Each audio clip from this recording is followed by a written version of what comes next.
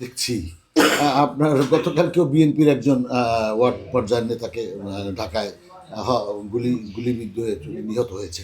এবং আপনি দেখেন সিলেটে গণ্ডগোল চলছে, যেখানে থানায় গিয়ে বলছে যে আমরা থানা জ্বালিয়ে দিয়েছি, আমরা পুলিশকে পুড়িয়ে মেরেছি, এই ধরনের ঔদ্ধত্যমূলক আচরণ করছে এবং পুলিশ অসহায় চুপচাপ আছে এবং তাকে ধরলো, আবার আজকে আবার জামিন হয়ে গেল।